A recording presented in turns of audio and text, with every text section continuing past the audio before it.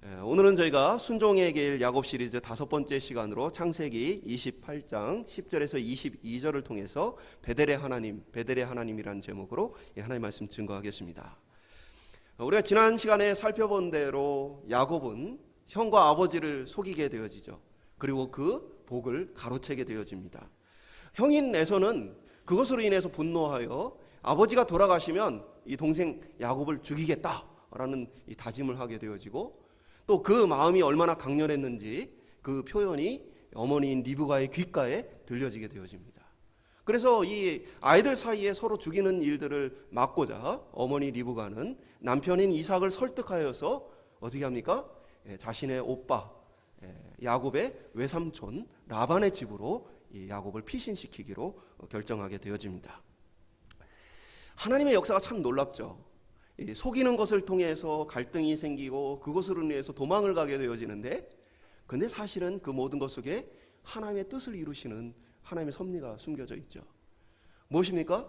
바로 아브라함에게부터 계속해서 이어져 왔던 가나안 족속 중에 그 아내를 맞지 말고 내 친족 가운데에서 내 아내를 맞아라 라는 그 말씀, 그 말씀을 따라서 어떻게 보면 지금 외삼촌 라반의 집으로 야곱이 향하는 모습을 봤을 때 참 우리의 실수와 여러 가지 연약함에도 불구하고 하나님이 우리의 인생을 잘 운전해 가신다, 다 그런 생각을 갖게 되죠. 그렇지 않습니까? 우리는 우리의 실수 때문에 우리 인생이 망가질까 봐 걱정해요. 우리의 잘못 때문에 뭔가가 틀어질까 봐 걱정해요. 근데 걱정할 것이 없는 것이 무엇입니까? 하나님이 우리 인생의 운전대를 쥐고 계셔요. 야곱을 선택하셨던 하나님이 야곱이 잘못하여 도망가는 그 길을 하나님의 인도하심으로 바꾸어가는 역사를 보게 되어집니다. 오늘 야곱은 그렇게 긴 여행을 떠나게 되어집니다. 지금 야곱이 살고 있는 곳은 브에세바라는 이스라엘의 가장 최남단입니다. 그리고 지금 가야 할 외삼촌 라반의 집은 이스라엘의 북쪽 끝에서부터도 더 가야 하는 이방 땅입니다. 하란 또는 바다나로 표현된 이곳까지의 여정은 한 달 정도가 걸리는 긴 기간입니다. 오늘날에야 여행이라는 것이 많이 편안해졌습니다. 치안과 여러 가지 상황들이 잘 되어 있기 때문입니다. 그러나 당시에 이 여행이라는 것은 그렇게 쉬운 일이 아니었습니다. 대부분의 사람들은 자기가 살던 지역에서 크게 벗어나지 않았어요. 그렇기 때문에 이방인이란 경계해야 될 대상이고, 나그네는 다른 사람들로부터 차별당하는 것이 일수였습니다. 여행이란 도둑이나 강도를 만날 수 있는 위험이 굉장히 산재해 있었습니다.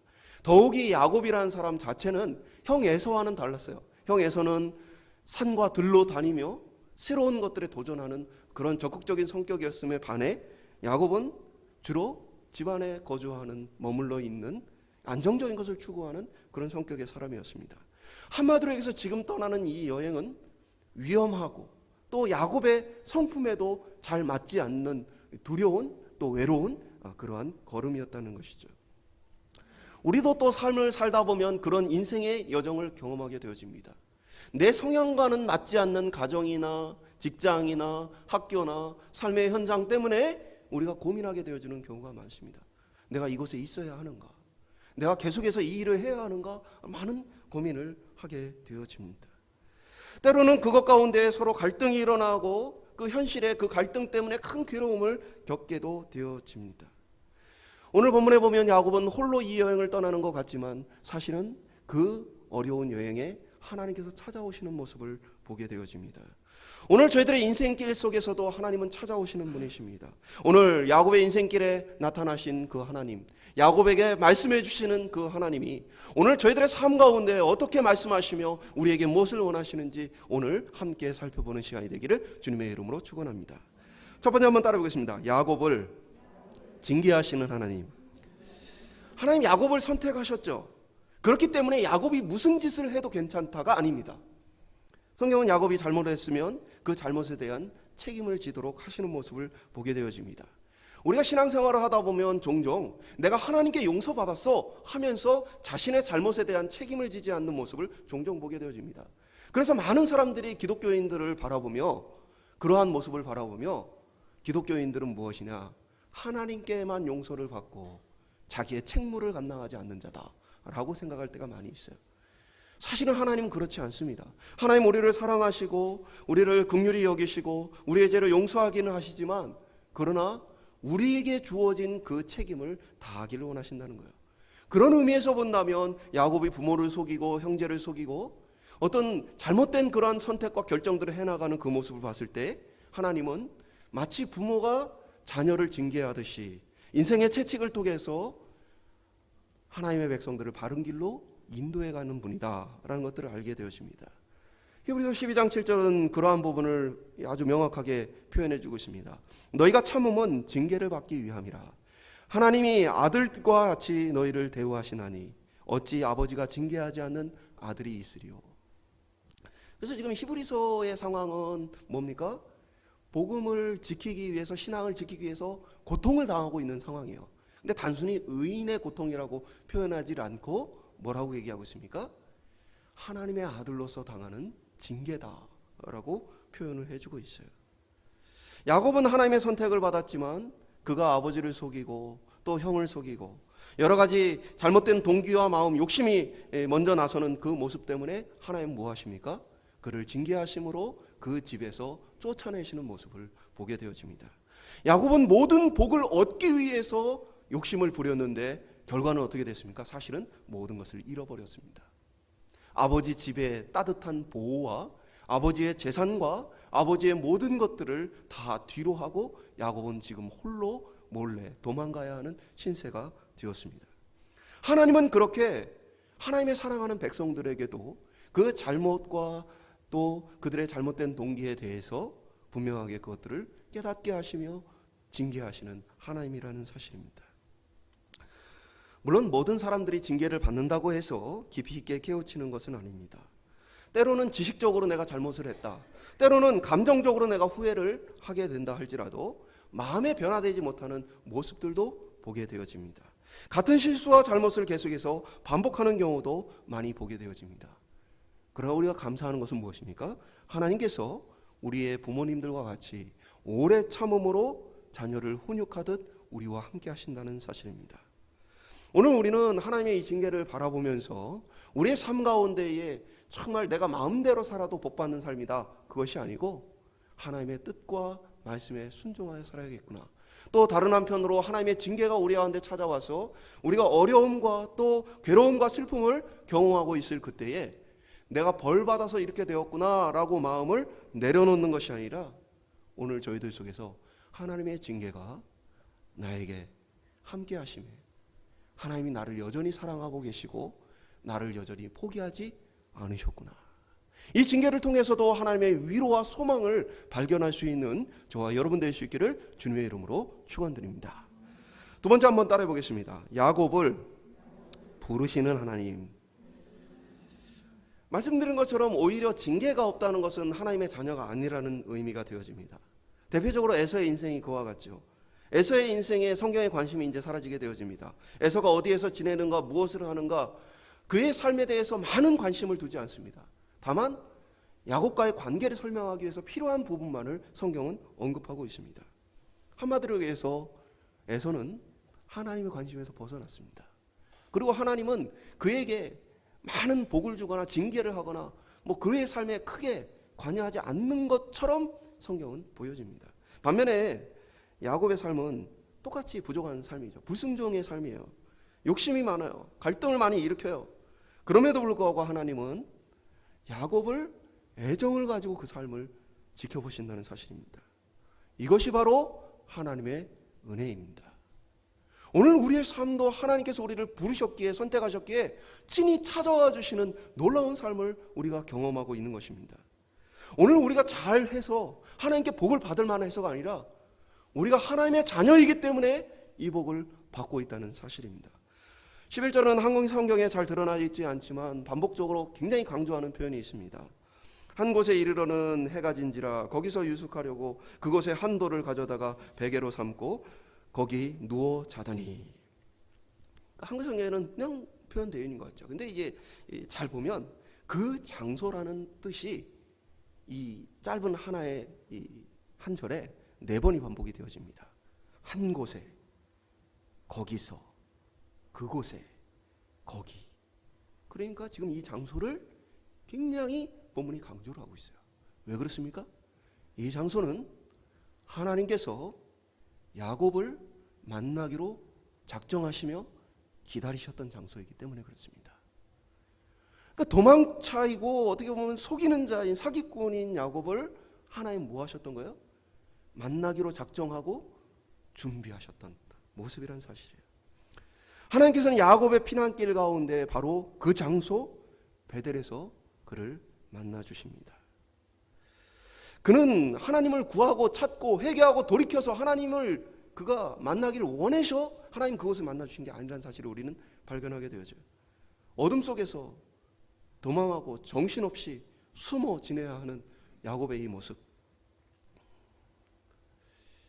하나님을 찾지도 않았어요. 부르짖지도 않았어요. 그런데 일방적으로 하나님이 그에게 그곳에서 베델에서 그를 만나 주십니다. 베델은 하나님의 집이라는 뜻을 가지고 있죠.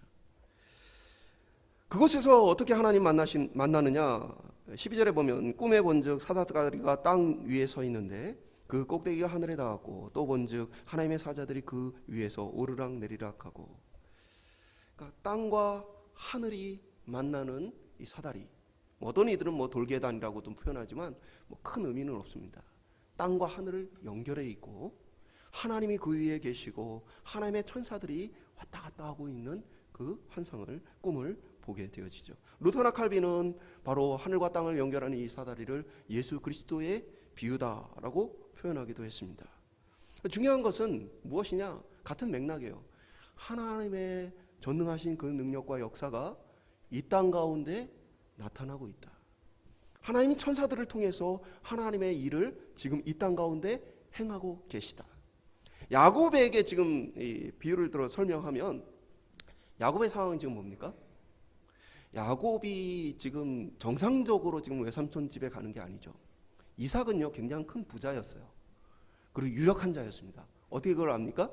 이삭은 남들이 기근 속에서도 100배의 열매를 거두는 복받은 삶을 살았어요. 많은 우물을 발견해냈습니다. 결국에는 이삭의 그 복이 얼마나 컸든지 이방인인 지도자마저도 그 앞에 와서 우리가 언약을 맺자, 내가 너를 더 이상 침범하거나 괴롭게 하지 않겠다 라고 선언할 정도로 어떻게 보면 이삭은 당시에 그 지역에서 유력한 힘이 있는 사람이었어요. 그런 사람이 사랑하는 아들을 외삼촌 집으로 보내는 그 길에 어떻게 보냈어요? 안전을 위해서 많은 종들을 같이 보내고 또 외삼촌에게 보낼 많은 선물을 준비해서 같이 보내는 것이 마땅하지 않겠습니까? 근데 지금 상황은 어떤 상황이에요? 홀로 외삼촌을 향해 가고 있습니다. 물론 여행이 필요한 경비는 좋겠죠. 그러나 지금 이것은 뭡니까? 정상적이지 않은 상황이에요. 바로 그곳에서 무엇이 있습니까?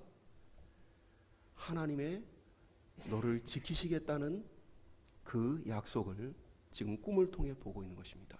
하나님은 지금 이곳에 계시며 천사들을 통해 하나님의 역사를 이루고 있다. 오늘 이 본문은 요한복음 1장 51절에서도 나오는데 그 본문의 내용은 나다니엘이 예수님 만나요. 그때 예수님께서 나다니엘에게 자신이 이미 그를 보았다라고 얘기하셔요. 그러니까 나다니엘이 깜짝 놀랍니다. 근데 그러한 나다니엘 향해서 네가 더 큰 일을 볼 것이다, 그러면서 하신 말씀이 오늘 야곱이 꿈꾼 바로 이 구절을 얘기하십니다. 그건 무엇입니까? 하나님의 역사가 이 땅 가운데 임할 것, 하나님의 능력이 이 땅 가운데 임하는 일들을 바로 보여주시는 것이죠. 그러면서 이제 하나님께서 그 꿈 가운데에 뭐라고 말씀하시냐, 13절 15절에 보면 아브라함에게 주셨던 약속을 이 야곱을 통해 이루시겠다는 얘기를 하셔요. 무엇입니까? 이 땅을 하나님께서 야곱과 그 자손들에게 주실 것이다. 야곱의 자손들을 티끌처럼 많이 퍼져나가게 할 것이고 모든 땅의 족속들이 그들로 말미암아 복을 받게 되어질 것이다. 이 선교적인 비전과 꿈들까지 다 포함된 내용들이죠. 그러면서 어디를 가든지 지켜주고 이 땅으로 돌아오게 해주겠다. 지금은 도망자이지만 다시 돌아오게 해주겠다.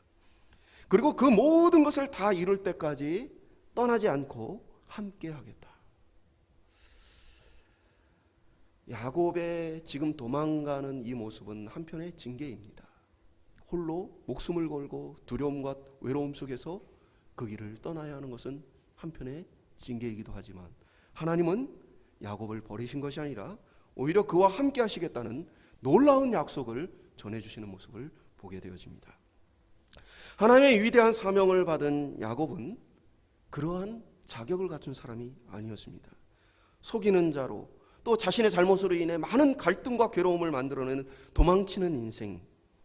그러나 하나님은 그를 선택하여 하나님의 위대한 일을 맡기십니다. 종종 바라보면 자신의 과거의 어떤 잘못이나 실수로 인해서 모든 것이 끝났다라고 여기는 사람들이 있습니다. 때로는 죄책감으로 인해서 스스로 가진 재능과 능력들을 사용하지 못한 채 다른 이들과의 관계를 잘 맺지 못하는 사람들도 보게 되어집니다. 물론 우리는 우리 자신의 잘못과 실수에 대해서 책임감을 가질 필요가 있습니다. 그러나 그것이 우리가 하나님께 다시 쓰임받지 못하거나 하나님의 영광을 위해 일하지 못할 이유가 되지는 못합니다. 하나님은 물론 모든 면에서 뛰어나고 진실하고 흠이 없는 그런 사람을 불러 위대한 일을 맡기시면 좋겠죠. 그러나 오늘 이 야곱과 같은 사람을 부르신다는 사실이에요. 그것도 야곱이 먼저 회개를 하거나 야곱이 먼저 하나님을 구하고 찾은 것이 아니라 하나님께서 일방적으로 도망자야 사기꾼을 찾아주셨다는 사실입니다. 세상 사람들은 왜 그런 사람을 불러 쓰시는가? 라고 항의할 수 있지만, 오늘 우리는 그것이 나 같은 죄인을 불러주신 하나님의 은혜다, 그것이 나 같은 죄인을 구원하시는 하나님의 복음이다 라고 우리는 기쁨으로 받아들일 수 있게 되어지는 것입니다. 그러나 사단은 우리가 이 복음을 받아 누리는 것을 원치 않습니다. 그래서 사단은 믿음의 백성들에게도 양심의 가책을 가장한 죄책감을 통해서 하나님의 용서와 은혜를 받아 누리지 못하게 막아섭니다. 우리를 위협하며 하나님께 나가서는 그 걸음을 막게 되어집니다. 그러나 오늘 기억해야 합니다. 오늘 사기꾼이자 도망자인 야곱을 찾아와 주시고 그를 통해 일하시는 하나님. 사단은 우리가 벗을 수 없는 죄책감을 통해 우리를 짓누리려 하지만, 하나님은 우리를 향해 용서하시고 우리를 회복시켜 주시는 분이시다. 우리의 믿음은 바로 그 하나님의 성품을 믿는 것입니다. 오늘 저와 여러분이 과거의 어떤 것 때문에 또 지금의 어떠한 모습 때문에 낙담해 있거나, 아니면 반대로 우리가 누군가를 마치 평생의 어떤 잘못을 꼬리표처럼 여기며 괴롭게 여기지 않기를 간절히 소망합니다. 오늘 우리는 하나님의 은혜를 입은 자이고 그 은혜를 입은 자로서 은혜를 베풀어야 하는 통로입니다. 우리가 하나님께 죄 용서를 받았고 우리는 다른 이들의 죄를 또 용서해야 되는 사람들입니다. 오늘 저희들 속에서 찾아와시는 그 하나님의 은혜를 통해서 우리 역시도 또 다른 누군가에게 하나님의 은혜를 전달하는 통로로 쓰임받기를 소망합니다. 오늘 우리는 우리의 자격을 바라보지 맙시다. 오늘 우리가 그럴 만한 능력이 있는가? 그러할 만한 자격이 있는가? 그러할 만한 힘이 있는가? 우리 자신을 바라보지 말고 우리를 불러주신 하나님 바라보기 소망합니다. 야곱은 하나님의 이 위대한 꿈에는 어울리지 않는 사람이었지만, 그러나 하나님은 그 꿈을 이루시기까지 멈추지 않는 분이십니다. 그 하나님은 오늘 자격 없는 우리를 통해서도 하나님의 위대한 꿈을 꾸시고 하나님의 그 능력과 역사로 우리를 통해 하나님의 뜻을 이루실 것입니다. 그런 의미에서 우리의 인생은 언제든지 예수 그리스도 안에서, 그 복음 안에서 다시 시작할 수 있습니다. 한번 따라해 볼까요? 다시 새롭게 시작하자. 우리는 날마다 우리의 연약함을 뒤로하고 다시 시작하고 다시 도전할 수 있는 힘과 용기를 그리스도에게 공급받는 사람들입니다. 마지막으로 따라해 보겠습니다. 야곱을 참아주시는 하나님. 사기꾼이고 도망자인 야곱, 자신의 이익에 너무 집착했던 연약한 야곱. 근데 그 모습은 하나님의 이 은혜를 경험하고도 별로 바뀌지 않습니다. 야곱이 잠에서 깨어나서 그곳에 하나님이 계셨다 고백하며 이것이 베델이다, 하나님의 집이다 라고 선언합니다. 그러면서 자신이 베고 잠을 들었던 이 돌을 기둥으로 삼아 그것에 기름을 붓고 하나님께 기도하는 장면이 오늘 기록이 되어 있습니다. 근데 그 기도의 내용이 자세히 보면 우리를 당황하게 만듭니다. 겉으로 보면 굉장히 믿음이 좋은 기도 같죠? 그러나 조금만 따져보면 사기꾼 기질이 그대로 나타납니다. 야곱의 특징은 뭐예요? 자기 이익을 위해서 속이는 자. 하나님 앞에서도 그 모습이 똑같이 나타납니다. 20절에서 22절에 보면 야곱이 서원하여 이르되 하나님이 나와 함께 계셔서 내가 가는 이 길에서 나를 지키시고 먹을 떡과 입을 옷을 주시어 내가 평안히 아버지 집으로 돌아오게 하시면 하나님께서 나의 하나님이 되실 것이요 내가 기둥으로 세운 이 돌이 하나님의 집이 될 것이요 하나님께서 내게 주신 모든 것에서 10분의 1을 내가 반드시 하나님께 드리겠나이다 하였더라. 야곱은 뭘 했어요? 하나님은 자격 없는 자에게 은혜로서 다가왔어요. 근데 야곱은 뭐 하고 있습니까? 계약을 맺자. 그것도 일방적으로 불공평한 계약. 자신에게는 이익이 되고 하나님께는 불리한 계약을 맺자. 왜 그렇습니까? 하나님이 이 모든 거 다 지키면 그제서야 자신은 하나님을 뭐 하겠다는 거예요? 나의 하나님을 섬기겠다는 얘기입니다. 자세하게 얘기를 하죠. 안전을 보장해주고 그 다음 뭡니까? 먹을 것과 입을 것을 다 보장을 해줘야 돼요. 이거 날강도. 거기에다가 이제 집으로 돌아오는 것까지 관계적인 문제까지도 다 해결을 하나님이 해주면 그러면 하나님이 나의 하나님이 된다. 그러니까 거기에 보면은 이제 이 돌이 하나님의 집이 될 것이다. 그것은 이제 성전을 짓겠다는 그런 의미죠. 그리고 11조 10분의 1을 바친다는 것의 의미는 고대 문화 속에서 왕에게 바치는 대표적인 세금을 나타내는 표현이죠. 그러니까 한편으로 하나님이 이 모든 조건을 충족시켜 준다면 내가 당신을 나의 신으로 모시고 당신을 나의 왕으로서 내가 따르겠다라는 이 선언을 지금 하고 있는 것이죠. 왜 불공평해요? 만약에 하나님이 지켰는데 야곱이 안 지키면요. 실제로 나중에 야곱 안 지켜요. 이것은 일방적으로 당신이 먼저 다 지켜라 하는 불공정 계약입니다. 원래 공정한 계약은 뭡니까? 하나를 지키면 하나를 해결을 해주고 하나씩 해주는 게 좀 더 공평한 계약이죠. 근데 야곱은 지금 하나님의 은혜를 경험하면서도 불구하고 자신의 이 본성을 못 감춥니다. 자신의 이익을 추구하고 자신의 삶의 어떤 유익을 구하는 그 마음을 못 벗어요. 하나님을 향해서도 계약을 맺으라는 그런 모습을 보게 되어집니다. 그것은 한마디로 또한 야곱이 지금 하나님이 하신 말씀을 신뢰하지 못한다는 반증이기도 합니다. 무엇입니까? 하나님 뭐라고 그랬어요? 아브라함에게 하셨던 것처럼 내가 너를 지켜주겠다. 모든 것을 다 이루기까지 너를 떠나지 않겠다. 만약에 야곱이 그 하나님의 말씀을 믿었으면 어떻게 해야 돼요? 하나님 감사합니다. 나 같은 자를 불러서 그렇게 동행해 주시고 함께 해 주시겠다니 감사합니다. 그것으로 끝날 문제예요. 근데 야곱이 계약을 맺었다는 얘기는 뭡니까? 그렇지 않을 수 있다는 문제에 대해서 분명하게 할 것을 그가 원했던 것이죠. 그러니까 한편으로 야곱은 지금 어처구니 없이 하나님을 상대로 계약을, 그것도 불공정한 자신의 유익을 구하는 계약을 맺고자 합니다. 그런데 재미있는 건 성경이 야곱의 이 태도에 대해서 책망하거나 하나님께서 분노하시는 모습이 나타나 있지 않다는 사실이에요. 성경 문맥은 오히려 그 약속을 야곱이 이렇게 계약을 맺읍시다 하나님께 제안한 그것을 하나님께서 그대로 수용하시는 모습으로 기록이 되어져 있습니다. 이것은 하나님의 인격성을 우리가 보게 되어져요. 하나님은 인격적인 분이기 때문에 부족한 믿음을 기다려주시는 분이세요. 그러니까 우리에게 일방적으로 절대적인 어떤 믿음의 기준을 제시하고 이 기준에 도달하지 못했다라고 책망하시는 분이 아니라 하나님은 우리의 믿음의 수준과 상황을 있는 그대로 받아주시며 함께 해주시는 분이라는 사실이에요. 쉽게 예를 들까요? 어떤 아이가 학교에서 100점 만점짜리 시험을 봤는데 50점을 받아왔어요. 그 부모는 100점 맞지 못한 것에 대해서 왜 이렇게 많이 틀렸어? 라고 하는 부모예요.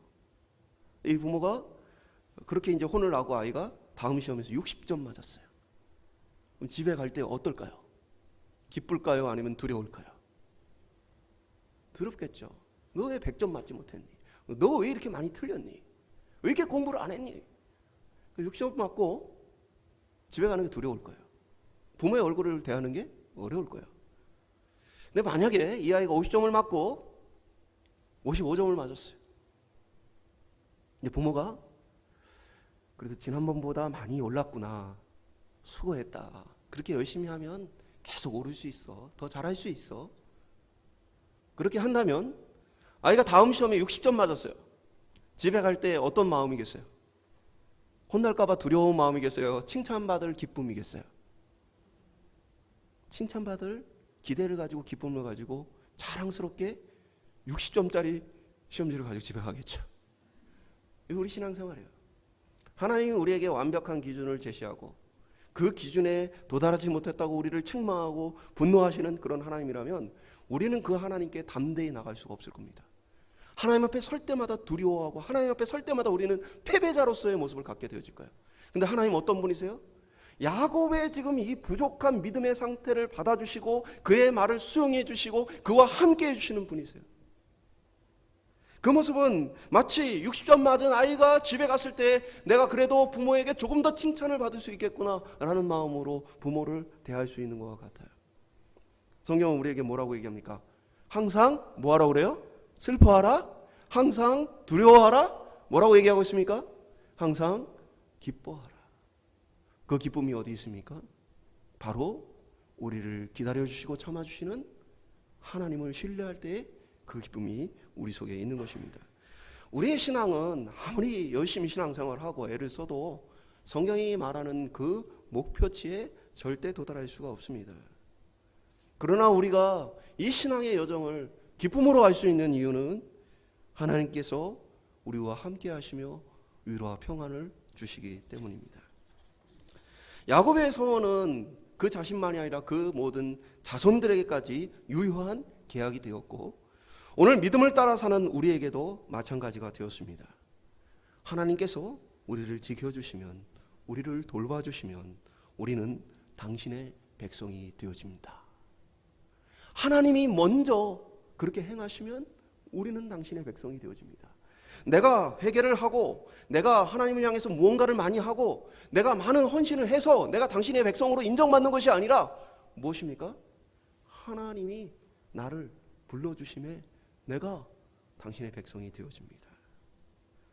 하나님이 우리를 지켜주실 때 우리가 하나님의 백성이 되어집니다. 하나님은 우리와의 그런 불공정한 계약을 맺어주신 분이십니다.